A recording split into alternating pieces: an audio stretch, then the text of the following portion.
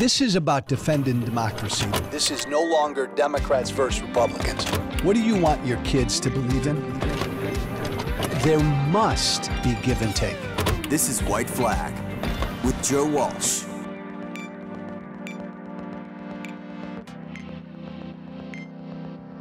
Grow up. An end of the week message for Gen Z, but oh heck, really an end of the week message for all of us. Grow the hell up, America. Grow up. When it comes to this 2024 election, grow up. That phrase, grow up, that message, my dad used to throw at me a lot as I grew up. When I struggled with shit that was going on in life, when I didn't understand certain aspects of life, when I was going through rough times, when I couldn't handle shit, my dad, who I loved, but he was a toughie, my dad would always say, grow up. Joey, grow up. And at the time, I thought it was a harsh message. But now that I'm an old guy, Gen Z, now that I'm the old fart my dad was, that phrase, grow up, makes so much sense to me. What my dad was telling me when he told me constantly to grow up was, that's life. This is life. Get used to it. Understand it. Grow up. As you grow up, as you experience more and more, you'll understand that life ain't perfect. Life ain't, smiling every day, eating and drinking what you want every day, on your phone every day, talking to who you want, looking at what you want every day. Grow up. Life can be tough. Most importantly, life's not perfect. Gen Z, grow up. America, grow up. When it comes to this 2024 election,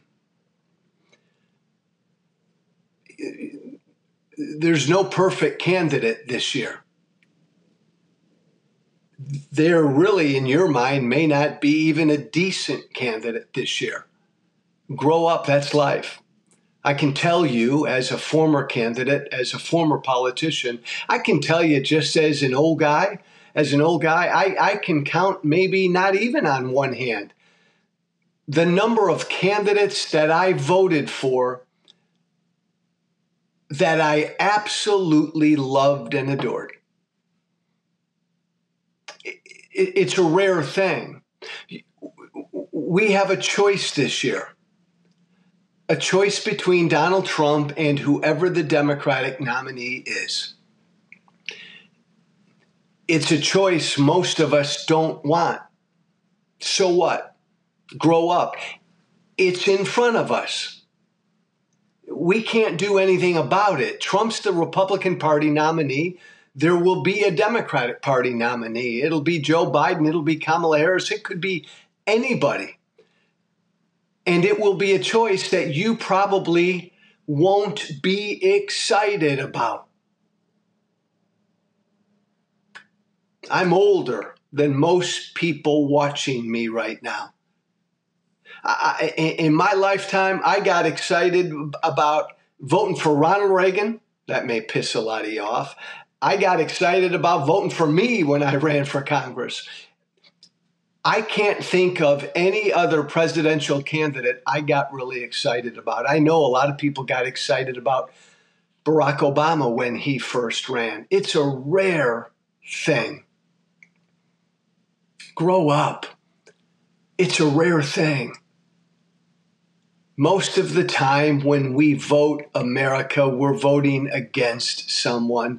Most of the time, America, when we vote, we're voting for somebody who's just a little bit better than the other guy. You're looking to be inspired. You're looking to be blown away. You're looking to be moved. You're looking to fall in love with who you vote for. Man, that doesn't happen. It doesn't happen often.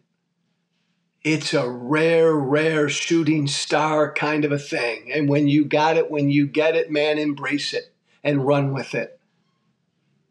But most of the time, like life, when we vote, it's an imperfect thing. It's just, okay, I'm a Democrat. This guy's better than the other guy on my issues. I'm a Republican, and that woman is completely with me on the gun issue, even though I'm not excited about her about anything else. Most of the time, like with everything we do in life, it's just okay. And that's what this is. Donald Trump and whoever the Democrats nominate.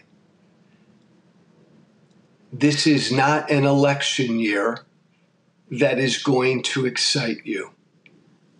And I'm not going to blow smoke up your ass, Gen Z, and everybody else watching me, and try to implore you to get excited about this election and want to run through a wall because you're so inspired about who you're going to vote for this year. I'm not going to lie to you. No. But I'm going to tell you this. This is an important election. Really important. There's a guy running who never ever accepted his election loss 4 years ago. And he's telling us he won't accept if he loses this year.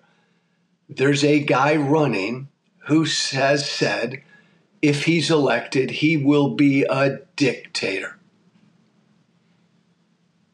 There's a guy running for president this year who has promised to go after his political opponents and throw them in jail. There's a guy running for president this year who's promised to shut down, if he's elected, media he doesn't like. There's a guy running this year who does not believe in what our democracy is. Now, you may not like the other guy or the other girl if it happens to be a female candidate, whatever the Democrats do.